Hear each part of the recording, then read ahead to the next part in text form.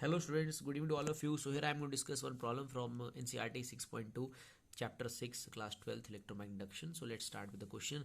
So here we have to use the Lenz law to give the direction of induced current in the two cases there. So पहला case है, यहाँ पर हमारे पास एक wire है irregular shape का जिसका हम सर्कुलर शेप बना रहे हैं.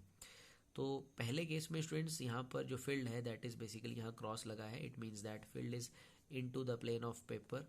It is into the plane of paper. So जैसे हम इसका सर्कल बनाएंगे स्टूडेंट्स, यहाँ पर बेसिकली इसका एरिया जो है वो इंक्रीज कर जाएगा. सर्कल बनने पर पहले ही रेगुलर शेप का है और फिर इसका सर्कल बन जाएगा.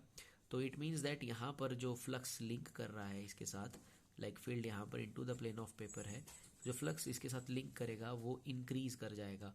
और वो इंक्रीज करेगा, उसकी जो डायरेक्शन रहेगी वो रहेगी into the plane of paper. So यहाँ पर जो इंड्यूस्ड करंट होगा उसको फ्लक्स के चेंज को अपोज करना है. सो बेसिकली इंड्यूस्ड करंट जो है अपने आप को सेट करेगा in the anticlockwise direction. Because अगर induced current anticlockwise direction होगा तो उसका जो फ्लक्स बनेगा वो बनेगा out of the plane of paper. तो उसे वही करना है. यहाँ पर induced current always oppose the change of flux. So area बड़ा करने पर फ्लक्स इंक्रीज करता है, अंदर की तरफ इंक्रीज करता है. सो जो इंड्यूस्ड करंट है वो उसे अपोज करेगा. लाइक इंड्यूस्ड करंट की वजह से जो फ्लक्स बनेगा वो आउट ऑफ द पेपर बनेगा, और आउट ऑफ पेपर बनाने के लिए करंट का डायरेक्शन एंटी क्लॉकवाइज होना चाहिए. तो इस लूप का नाम था स्टूडेंट्स हमारे पास लाइक ADCB. तो यहाँ पर direction of induced current is like anti clockwise, यानी कि ADCB. इस तरह से डायरेक्शन रहेगी करंट की एंटी क्लॉकवाइज.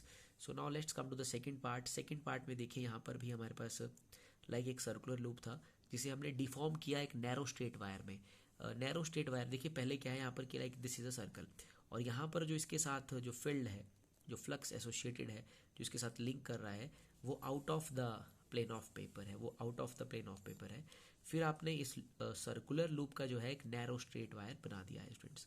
जैसे ही नैरो स्ट्रेट वायर इसका बनता है तो इसके साथ लिंक होने वाला जो फ्लक्स था वो बेसिकली डिक्रीज कर जाएगा. बिकॉज एरिया आप डिक्रीज कर रहे हो, आप सर्कल से वायर बना रहे हो. तो यहाँ पर जो फ्लक्स है वो डिक्रीज कर रहा है. It means that induced current always opposes the change. It means that कि जो फ्लक्स है वो घट रहा है, तो इंड्यूस्ड करंट को कुछ इस मैनर में लाइक सेटअप होना है. लाइक ये हमने वायर बना दिया, अब इसके साथ जो फ्लक्स लाइक आउटसाइड जो लिंक हो रहा था पहले वो डिक्रीज करता है. तो इंड्यूस करंट हमेशा चेंज को अपोज करेगा. तो यहाँ इंड्यूस्ड करंट का डायरेक्शन रहेगा एंटी क्लॉकवाइज.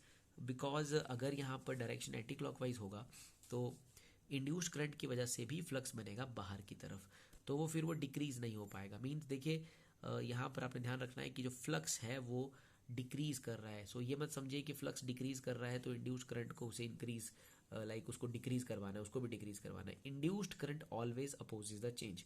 तो यहाँ इसके साथ लिंक होने वाला फ्लक्स बाहर की तरफ जो फ्लक्स है वो डिक्रीज कर रहा है, तो इंड्यूस्ड करंट उसे डिक्रीज नहीं होने देगा, वो उसे इंक्रीज करवाएगा. मीन्स वो अपनी वजह से जो फ्लक्स बनाएगा वो बाहर की तरफ, वो भी बाहर की तरफ बनवाएगा ताकि ये डिक्रीज ना हो पाए. सो फॉर दैट रीज़न यहाँ पर जो इंड्यूस्ड करंट का डायरेक्शन है वो रहेगा एंटी क्लॉकवाइज.